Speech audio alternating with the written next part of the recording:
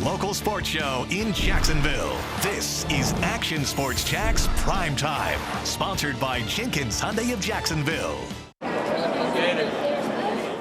Gators and Noles, 7:30 kickoff. That meant plenty of garnet and gold, orange and blue, all making their way through the gates for a prime time affair at the Swamp. The title of best in the state on the line tonight. Welcome into Action Sports Jax Prime Time. This was supposed to be a matchup of second-year head coaches here in the Sunshine State. Of course, we all know how things transpired in Tallahassee this season, leading to the early dismissal of Willie Taggart at Florida State. Rumors have circulated on possible replacements. There was the whole Bob Stoops sources, and then more recently Lane Kiffin's name being mentioned.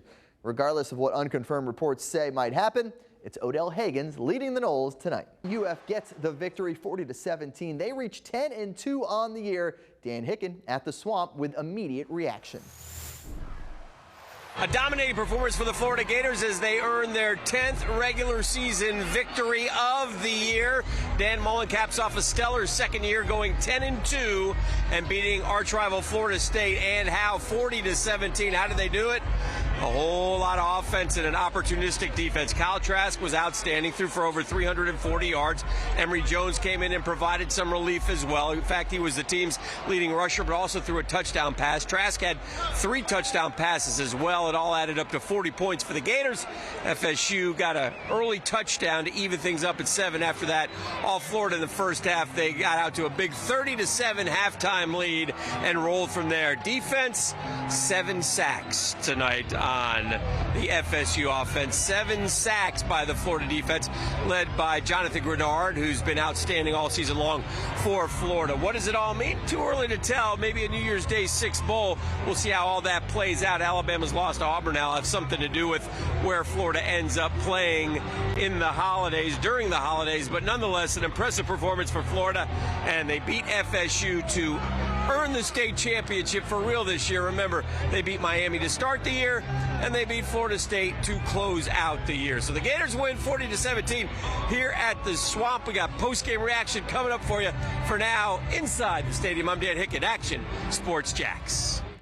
Well, you heard from our Dan Hicken. What about Dan Mullen, the Florida Gators head coach, just now taking the podium? Let's look in live in Gainesville and hear what the Florida Gators head coach has to say about tonight's performance.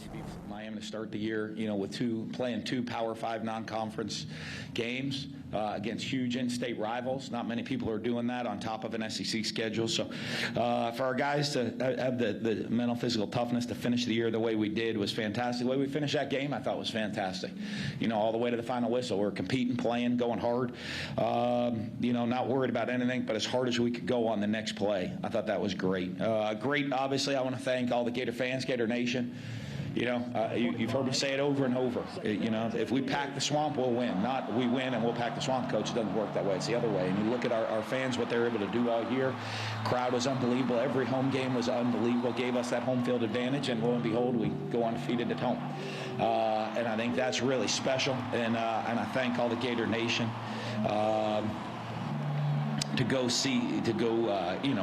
do that, go follow through with that. So, right now we'll get coaches get to head ready to head out and hit the road recruiting.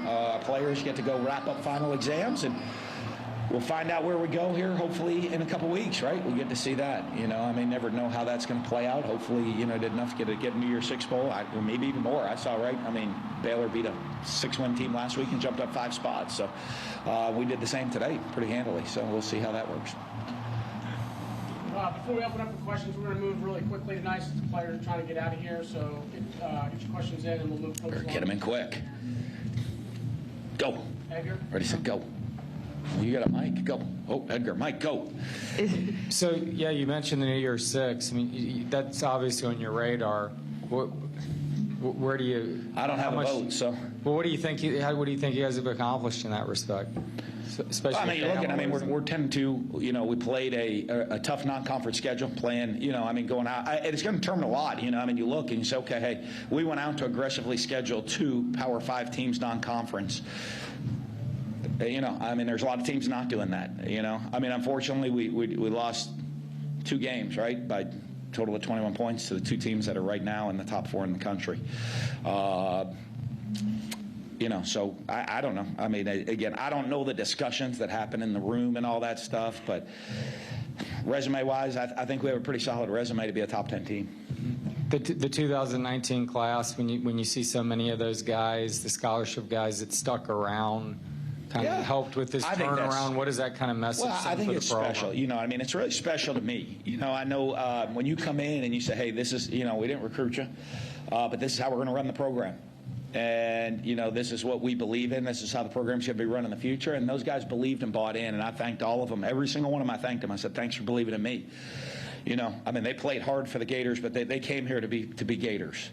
But then they also believed in me and bought into what me and the coaching staff and what we're trying to build here and what we're trying to do and how we run our program. So I'm very thankful for them to believe in me. And it's a great honor for guys to do that.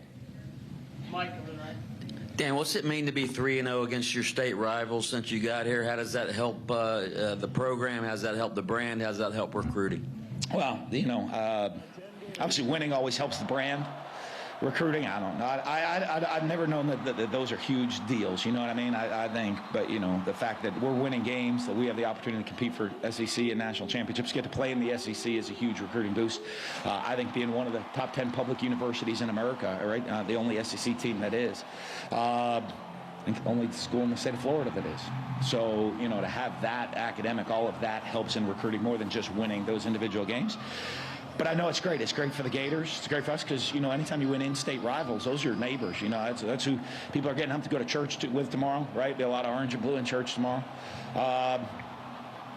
That's when you go to, New Year's Eve parties coming up and Christmas parties and holiday parties and all this. And you get to wear the orange and blue and have a lot of pride because, those are bragging rights for your neighbors. You're out, neighbors out at the club and, be hitting some golf balls. That's anytime you do that. I know that we have several rivals here, but when you win the in-state ones, I think it's it gives everybody bragging rights for a year, and it's a lot of fun. Also, real quick, there was a sneak peek of the new football complex on the Jumbotron. All right, that is Dan Mullen chatting with the media live in Gainesville, and you saw it right here on Action Sports Jax. Of course, the Florida Gators getting that win 40-17 over their rivals from Florida State. And like you said, those bragging rights, they last for another year.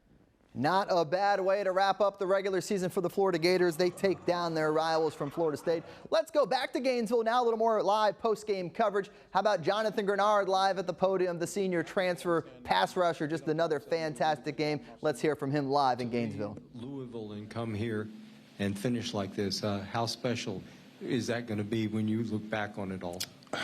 Man, it almost brings me to tears. It's crazy because, at that one point in time, I didn't think I was going to be able to play this game again or at this level.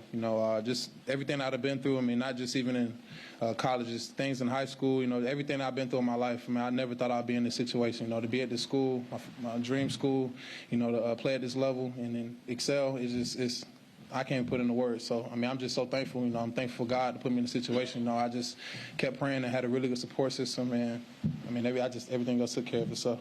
And to have a final game here at the Swamp like you did with 3 sacks, forcing a fumble. Yeah, it's like I said, man, it gets you choked up. But like I said, I got to the point now where I understand how to handle success, and this is basically for me. This is just a building block. I just want to continue to build from this, and I'm very ecstatic and happy about maybe not be able to see it on my face right now, but I'm excited about what I did.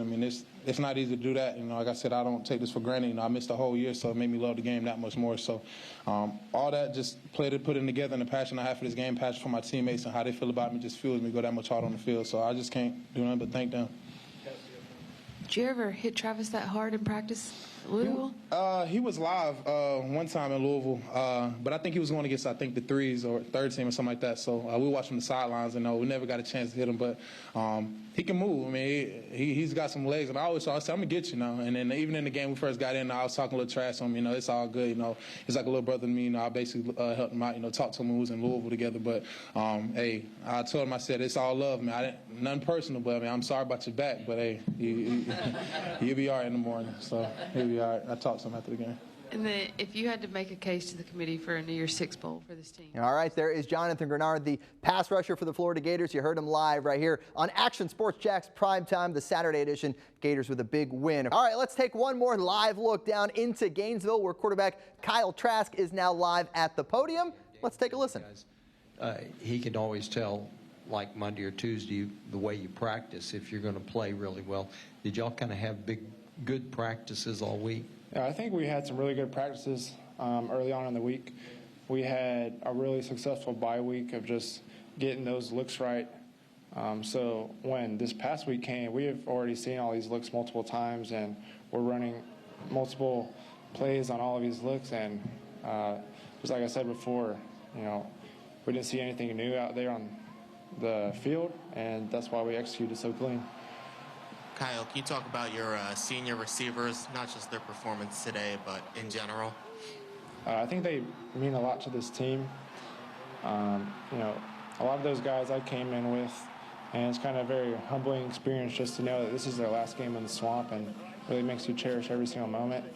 And I couldn't be. All right, that was Kyle Trask live. Much more reaction on the Sunday edition of Action Sports Jax Primetime. But hey, we're out of time. We can't give you any more live coverage.